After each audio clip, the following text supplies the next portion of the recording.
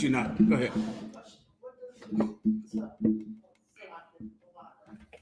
What does it mean to lose arguments on purpose?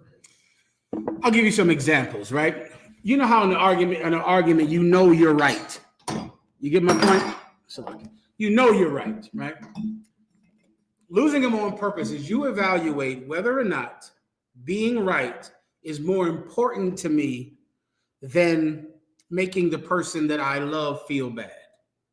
Now, there are certain things where you have to stand on it. That's rare, though. In a marriage, you know how few things are important? I mean, it's damn near nothing. You know what you're going to fight over in a marriage? Where you're going to eat tonight? The temperature. The temperature in the room, temperature in the car. Something that means nothing you're going to fight about. So if both of you are saying, is this important? Is this something that I really have to put my foot down on? Or does it mean nothing? Well, if it means nothing, you win. You're right. You're right about it. I'm wrong about it. You're right. And that's going to get rid of about 90% of your fights. Go ahead, sis. Yeah, it's about Christmas, celebrating holidays, things like that. Is that what we have to stand on? That's what you must stand your ground on. What you must.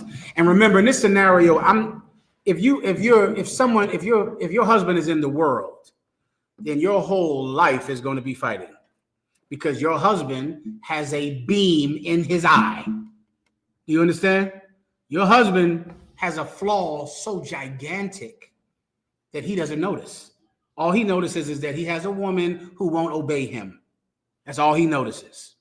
He doesn't notice that he's a drug addict, a crackhead, a weed head, he eats pork, he eats shrimp. He doesn't realize that. Some men are like that. Some men only know that you're not obeying them. That's all they know. They don't realize that they smoke weed every day.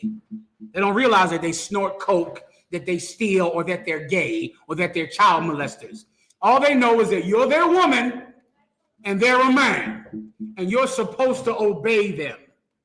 Well, you're going to have to stand on that, because if you obey him, you're going to die. So you cannot obey a wicked husband. You can't do it, because then you will be wicked. You understand? He's the one that has to take the log out of his eye before he can complain about you not obeying him.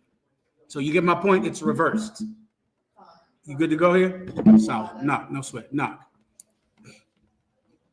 Good, sir. Me and my Ray were arguing about nothing, right? Yeah. She was like, you know, the sun can't go down on our raft, right? I'm like, She got you. Some of them get you with that one now. Some of them come in here and learn one too many scriptures. Before you know it, they got your ass with that one. You know the sun shall not go down. Oh, you mother. Well, there you go. Right, so that's how it's done. Right? Good to go. Anything else? Questions? I'm sorry. Please, I'll get the brother right here to Benjamin. Go ahead, bro. I said that question, but I don't know. I was going to get a brief. My apologies. Go ahead. Baruch chapter 3 from 15 to 15. What I really wanted to clarify is respect to living long life in this life and life after. No problem. Baruch 3 and 17. No, 13 to 15. Baruch, what chapter? 3 and 13 to 15. Someone please get that from. Where you get it for yourself is up to you. It doesn't matter to me.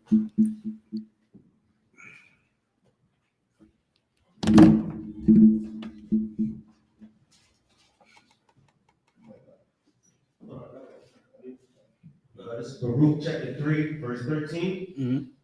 For if thou hast walked in the way of God, thou shalt have dwell in peace forever. Let me break that down for you. Give me 2 verses above it. Come on. This is Baruch chapter 3, verse 11. Thou that art counted with them that go down in the grave, thou hast forsaken the fountain of wisdom. Stop right there. Thou that art counted with them that go down into the grave, meaning you are just like the people who are dead. That goes straight into the New Testament where Christ and the Old Testament, where Ezekiel said that we were dead, meaning we're physically alive, but spiritually we're dead.